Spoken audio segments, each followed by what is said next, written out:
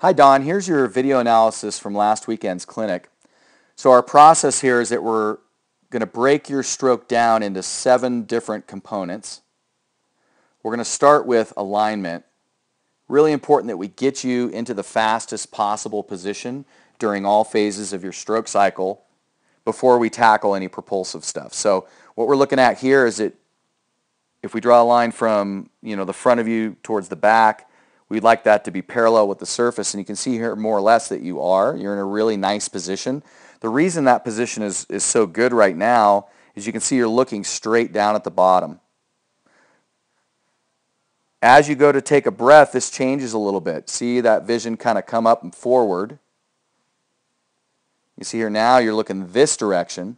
The problem with that for you, you're still maintaining a fairly good alignment. For some, this would cause like a drop in the hip. We see that often. You're maintaining fairly well. But the problem becomes when you take a breath, you can see here your goggles are going to come out first, your nose is going to come out second, and your mouth is going to come out third because of the position of your head prior to the breath.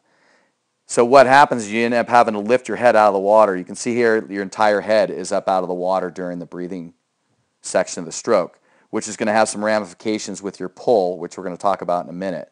So what we'd like to see is that you continue to look straight down at the bottom while you breathe. That'll put your eyes, nose, and mouth at the surface at the same time. You'll be able to get that breath without lifting your head quite so high. Our second concept is orientation, which is essentially how deep you swim.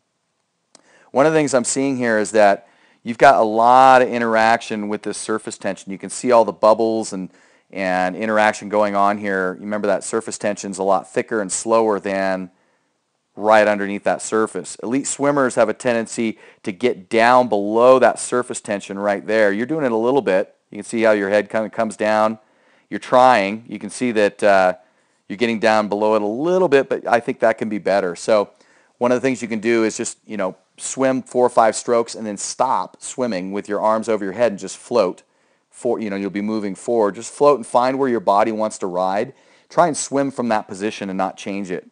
And that'll get you into a much quicker position with less resistance. Third concept is rotation, and what we're looking for here is 20 to 30 degrees, somewhere in that range for most people of rotation. You can see here on your breathing stroke, you've got quite a bit of rotation. I'd call that maybe 50 to 60 degrees. And then over here on this side, you've got a lot less, but it's still probably in the range of 40 degrees. I think you're over-rotating on both sides. I think this can be sharpened up a little bit. Think about, and I use the word rotate instead of roll because rotate to me sounds quicker, faster, more aggressive, and more effective to putting power to your pull, which is essentially why you rotate at all, that and to clear your recovery arm. So a little bit less rotation here I think might be a good thing for you. So experiment with that, especially on this breathing stroke, not rotating quite so much. What you'll find is that your stroke tempo will come up, which is always a good thing as well, because you're not rotating so far from side to side. It's much quicker to rotate to 30 degrees than it is to rotate to 40 or 50 degrees. Next concept is timing. And so what we're looking for here is that you're connecting your pull and your hip. So we're going to look at right from this position. This is what we call your catch. So from the catch, we want to see that you're driving this hip down and they look connected to one another so that you're using your core properly. We can see here pull, pull, pull, pull, pull, right there you start to rotate. You can see how deep you're already midway into your power phase by the time you really get your hips involved on that side. Let's back up a little bit and take a look at the left arm. That was a breathing stroke, by the way. For a lot of people, that's the problem side. So we'll see how you do here. Pull, pull, pull, pull, pull, pull. There's the rotation. Really late again. Okay, this is going to be one of your big ticket items to fix, is to get that rotation happening sooner in the stroke. This is the number one cause of shoulder problems in swimmers. Usually it happens on that arm right there, the arms opposite the side you like to breathe the most. If you do enough volume with this late timing, you're going to end up creating some shoulder issues, plus it's just not as fast. So definitely want to think about rotating right from this catch position. So right there, this hip should be driving down, this arm should be pulling back at the exact same time. simultaneous and connected. And you can see here that's late on both sides. Next thing we kind of spot check is your breathing. What I like to see lots of bubbles, and I like to see lots of bubbles early once your face comes in, because we want to see that you're exchanging air completely. And we do a lot of these videos, so just as a frame of reference, if someone's really breathing properly, there's quite a big plume of air coming out here pretty much the entire time their face is in the water. You can see here, we see some bubbles. There, not so much. See, you're holding your breath. Little bit of air coming out, just not very much. And there, you can see it's on the opposite side, so it's tough to see the whole thing, but you see all these bubbles coming out over on that side? So there's definitely some breath holding going on, and then you've got a surge of exhalation happening right before you're turning your head to the side. What tends to happen with that is people don't fully exhale. They get, they start, and then when they get their head to the side, they've still got some bad air in there, and they're not able to exchange air properly. So think about getting all of that air out underwater right before you breathe. The other thing I'm noticing here is that you're breathing like every fourth stroke or so, and we don't have a long enough clip here to know if that was just a, you just threw in it every fourth and it was a random thing. So 1, 2, there's a third, 1, 2. So you're like somewhere in the every third or every fourth stroke. You may consider one of the alternative patterns. We've kind of taught you guys that either every other, which is what most elite pool swimmers do. The pattern we really like for triathletes is that 2 and 2 pattern. So 2 on the right side and every third, and then 2 on the left side, which gives you the best of both worlds. That's going to enable you to breathe on both sides, which is important, which you're doing now, so that's good. Continue with that bilateral breathing. But it gives you a lot more oxygen because you're almost on an every other pattern, which is the reason why pool swimmers use that. Next thing we're going to take a look at is your pull pattern. And really the way that I look at this is in terms of what we call your angle of attack. So we want to look at the angle from your elbow to your fingertips. This is your most effective paddle and the thing that matters the most. You're also getting some pull up here off your upper arm. But for right now, we're just going to kind of focus on what's going on here.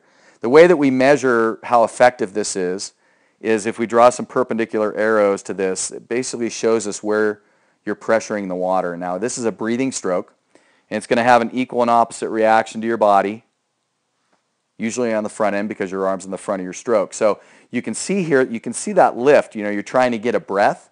We talked about you lifting your head out of the water too much, and you can see what that is doing to your catch. Your catch isn't causing the problem. What's causing the problem is your breathing technique and getting out of alignment a little bit. So what we want to do is fix that alignment first. That's going to enable you to get this in a better angle. Ideally, just so we're on the same page, if that's your upper arm, here's your lower arm. This is what it should look like at this point. Elbows stacked over your fingertips, vertical forearm position, leveraging the water, straight back, pulling your body or pushing your body forward this direction. And then as we draw those lines, they should be straight up and down. So once again, here's elbow to fingertip. As we move through your stroke, these lines should stay the same. They should look like this, so that you're always pressuring the water straight back, giving you the maximum forward propulsion. So let's go ahead and draw those lines for you. We already mentioned that first one's dropped. Here it gets a lot better. There's an interesting line. You can see it's kind of hard to draw that line because you had an in sweep. So we're going to denote that with an arrow. And then it gets a lot better. This is actually a very nice line at the back of the stroke. So you can see your 3 lines look quite a bit different than those 4 up and down lines that we drew before. Concern is this one here that we already mentioned, making sure that you get that vertical forearm position out in the front of your stroke. This one is also a concern in that you're in sweeping. And I know you came from a swimming background when you were young. You probably were taught this. We all were taught these sweeps where we did an out sweep, an in sweep, and an out sweep. We've since discovered that really that's not the case. We don't want to have a lot of sweeping going on back and forth. Essentially, when you pull your arm in under your body like this, you're really not doing a whole lot for your forward propulsion during a really important part of the stroke. So think about keeping that elbow stacked over the fingertips and basically leveraging the water straight back behind you in order to provide that maximum forward propulsion. And then the last thing I'm going to mention here is that you are pulling your arm out a little bit early. We don't want to overextend in the back, but this is actually too early. It's coming out at your waist. You've got a good 3 or 4 inches of effective pull left. And you should be pushing through the back just a little bit more. And once again, we don't want to overextend. We're not looking for a straight arm in the back, but this is, your arm bend right here at the exit when your elbow starts to come out of the water is darn near 90 degrees. And we want that to be much more extended. Maybe that's going to look more like that towards the back of the stroke. Let's take a look over here at this left arm. Little bit better angle maybe out in front. Still a lot of that energy going down towards the bottom of the lake, which is, once again, it's doing this, but that's not where we want to go. We want to go that way. Let's draw the 4 lines over here on this side. It's a little bit tougher to see the last 2 because it's on the opposite side of your body, but we'll do our best. There's that in sweep again. You can see that in sweep from the other angle. That one looks good. And then that one's impossible to see. But I can tell you right now, look at when your hand disappears. It's like before your waist. Your hand's already starting to come out. So your elbow's coming out too early there too. You need a little bit more of a push in the back of the stroke. So really trying to attain this vertical forearm position. Last thing we're going to look at is your kick. You being a triathlete, we look at this through a little bit different lens than we would a pool swimmer. But essentially what we just want to make sure is that your legs aren't getting in your way. You've actually got a nice kick. You've got flexible ankles for someone that's done as much land sport stuff as you have. This is actually not a bad picture. You can see here you're getting a little bit of a bend towards the back. Once again, it's opposite arrows, right? So that's giving us a little bit of push this direction. So what you're doing right there with your foot was great. The one thing that I will mention, though, is that your foot came up. It kind of broke the surface. See all the bubbles on your foot? You got to think about this in that, every bubble is like it's like Swiss cheese. It's like putting a hole in your foot. Same thing goes with your arms. Anything that you're pulling with or pushing with, you want to make sure that those are clean and not full of bubbles like that, because it does take away your ability to have contact with the water. Let's go back a little bit. Take a look at this other foot. So you're essentially doing a 2-beat kick, which is incredibly appropriate for what you're trying to do. If you were a pool swimmer, once again, we would urge you to do a 6-beat kick, but for your application as a triathlete, for obvious reasons, we definitely want to conserve those legs. So 2-beat kick is good. And, I like this picture a lot. See how your legs are in line with your body? If we what I do is take a line from your hip back. If we can see the feet inside of that tunnel that you've already created with your body, we're in good shape, and those legs aren't getting in your way. So I'm really happy with what you got going on here. The only thing I would add is just to make sure that you don't break the surface with your foot. It's okay to boil the surface, and the water might come up if you're looking at it from the surface, but underneath we shouldn't see any bubbles on those feet. All right, Don, hey, it was great to see you. If you have any questions about your analysis, let me know. Take care.